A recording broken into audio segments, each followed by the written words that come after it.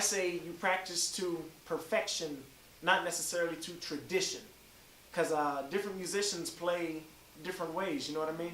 Just bass 2, 3, 4, bass 2, 3. I think George Benson, one of my favorite guitar players, doesn't use a pick. I don't understand how he does it, but that's what works for him. More power to him. Yeah, it's dynamic. Every student is different, and that keeps things fun. I cater each lesson specifically to each student. I use different songs to teach different principles. I don't teach Mary Had a Little Lamb, because you can't groove. It's difficult to groove to Mary Had a Little Lamb.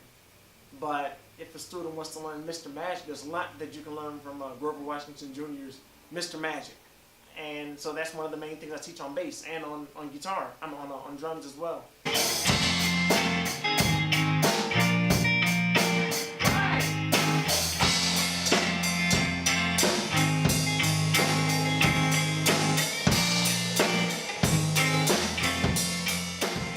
This place enables me to do what I enjoy doing, and that's teaching. I enjoy sharing music, and because it's an intangible gift that you're sharing with the students. And music has taken me all the way over to Paris, France, and Bordeaux, France. You know, I never would have fathomed that I would go there, especially with the guitar in my hand.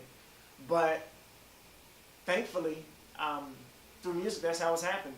And I pray the same thing for all of my students.